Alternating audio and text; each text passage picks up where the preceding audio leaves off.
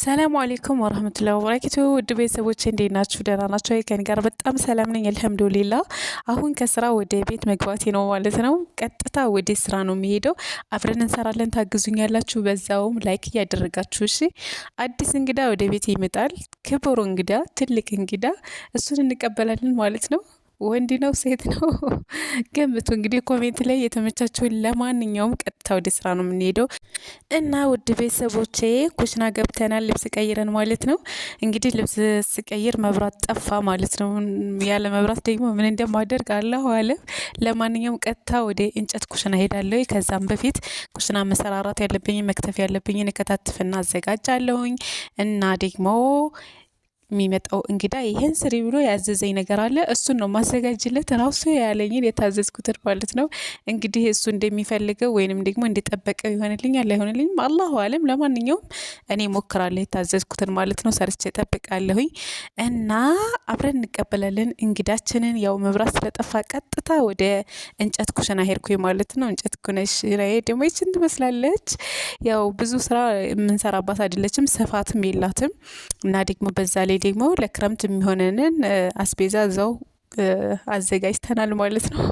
ያው አስቤዛ ስላችሁ የሚያስፈልገውን ለማገዶ ማለት ነው። ለማንኛውም ኩሽናችን ትመስላለች። ቶሎ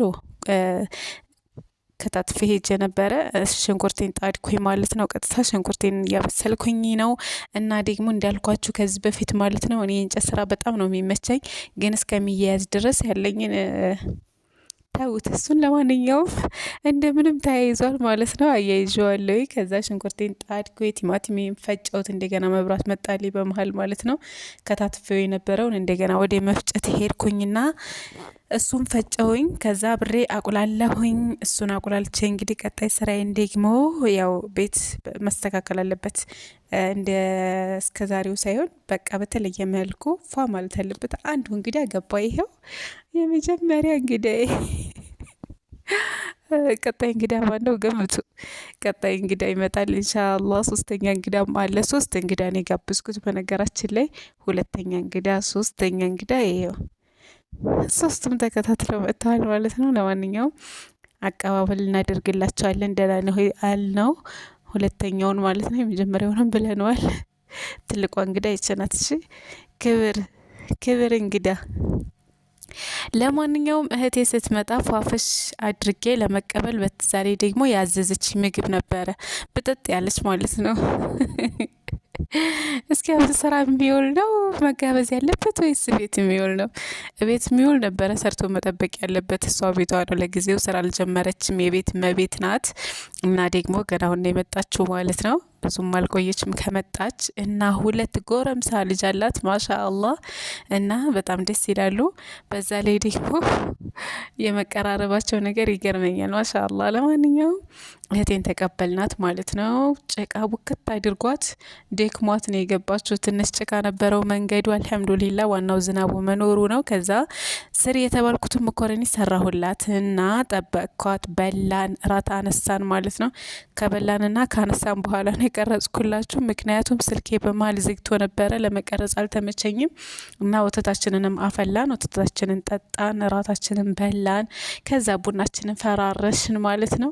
ይሄን ስፍራ ማዘዝ ለምትፈልጉ በነገራችን ላይ እንሰራለን። 1500 ብር ነው ዋጋው። ማሰራት ትችላላችሁ። ድም ላይ ታድርጋችሁበት ረከቦታችሁን ድምቅ ያደርገዋል ማለት ነው። በጣም ነው የሚያምረው በድም ላይት ማለት ነው። እኔ ግን በባትሪ የሚሰራ ድም ላይት ነበረ ከሳውዲ ይዤው የመጣሁት። አጠር ያለች ለረከቦት የምትሆን ብዙም ፍክት ባያረገውም ግን ደህና ነው። ለኔ ተመችቶኛል። እንደዚህ ፈዘዝ ያለ ነገር ደስ ይለኛል። ለማንኛውም ለኔ ሄዶልኛል ማሻአላህ።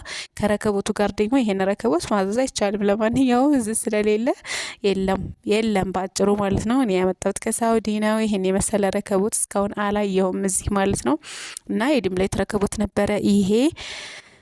ከዛ ድም ላይቱ ተበላሽቶ አሁን እንደዚህ ሆኖ ገባ ማለት ነው። መስታወቱ ተሰብሯል። በነገራችን ላይ ተሰብሮ ነበር፣ አስቀይሬለት ነው የድሮውን ማለት ነው። እና ለኩል ያህል ቡናችንን ማፍላት ጀመርን እና ልጆቹ ደግሞ ተኙ ማለት ነው። በመሀል ትተውንኛል።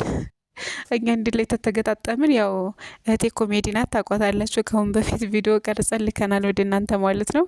ከሷ ጋር ተዋለን በቃ ውሎ ይመሻል እንዲሁ አንድ ነገር ሳንሰራ እና ዛሬ ደግሞ ተመቸን። በቃ ቡናችንን ፈረሽን ተኛንበት በሉ አደርንበት እና ልጆቹ ትተውነኛል። በቃ እናንተ ነገረ ስራችሁ ሳያችሁ አያያዛችሁ የምተኙ አይደሉም ብለውን ትተውን ሄዱና ተኙ። እኛ ብቻ ቀረን ማለት ነው። ቴሌቪዥናችንን ከፈትን። ከዛ የሆዳችንን እያወራን በመሀልም ቲቪያችንን እያየን ቆየን ማለት ነው።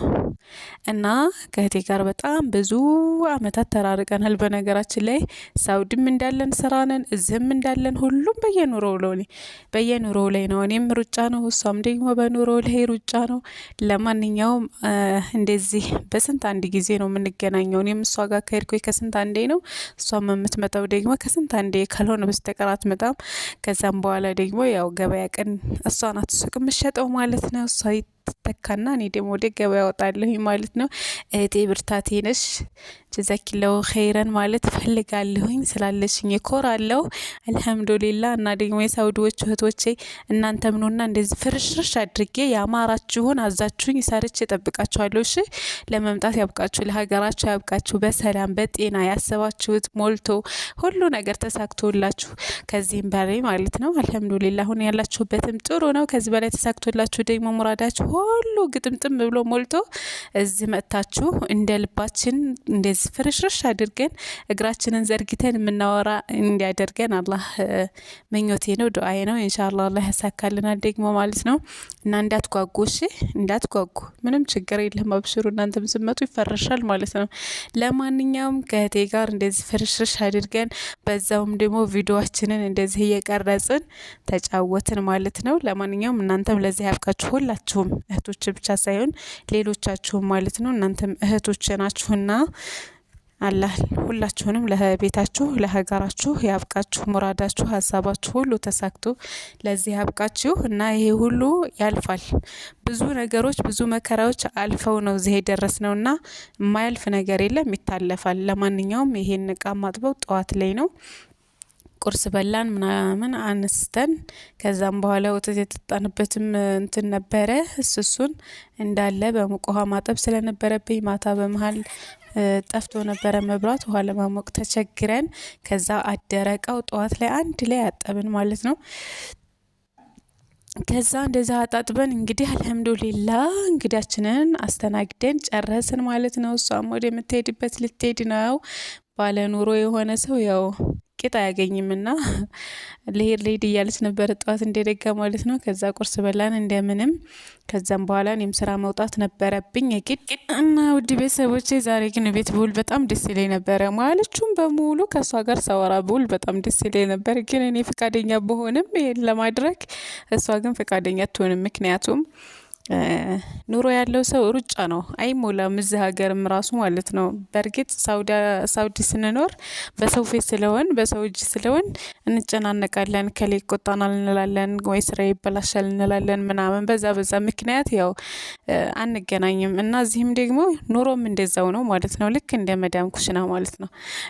አይለቅም። በቃ ለቀቀም ብትሉት ራሱ አይለቅም፣ ሙጭጭ ነው የሚለው። ለማንኛውም ሳትወልዲ ብላ ነው። ለማንኛውም አልሐምዱሊላህ ለኩል ሸይ እና እንደዚህም አልሐምዱሊላህ ለአንድ አፍታም ቢሆን መገናኘቱ መጫወቱ ቀላል አይደለም። እንኳን ለአዳር ተጫውተን ይቅርና ማለት ነው። አንድ አፍታ ራሱ 1 ሰዓት 2 ሰዓት ተገናኝቶ ማውራቱ ቀላል ነገር አይደለም። የራስ ቤተሰብ እንደዚህ ሰብሰብ ብሎ ሲያወራ በቃ ባይሄዱ ብላችሁ ነው የምትመኙት። በተለይ እንደኔ አይነት ሰው እኔ እንጃ ለምን እንደሆነ ሲሄዱ ቅር ይለኛል። ለማንኛውም ይሄም በመሆኑ አልሐምዱሊላህ ለኩል ሸይ እና አላውቅም። በተለይ እኔ ለምን ሆድ እንደሚብሰኝ ያለው ሆልም እናቴ መታ ባቴር ብዬ ነው በመኘው። በቃ የራሷ ኑሮ ያላት ሁሉ አይመስለኝም፣ ረሳዋለሁኝ የነሱ ኑሮና። ለማንኛውም አልሐምዱሊላህ ዝም ስላደረሰን ማለት ነው። የዚህንም ያህል ስላጫወተን ስላገናኘን ለዚህ ስላበቃን አልሐምዱሊላህ ለኩል ሸይ። እና እህቴ ያውን የቃሳጥብ እሷ ደግሞ ቤት እያስተካከለች ነበረ። ቤቱን ሁሉ ያስተካከለችው እሷ ናት ዛሬ ማለት ነው። እኔ ምንም ነገር የነካሁት ነገር የለም። ከሳሎን ወጣሁኝ ወደ ኩሽና ሄድኩ፣ እቃ አጠብኩ፣ ጨረስኩኝ። ለማንኛውም አልሐምዱሊላህ እናንተም ለዚህ ያብቃችሁ። ቀጣይ ቪዲዮ ላይ እንገናኛለን። ላይክ ማድረግ እንዳይረሳ።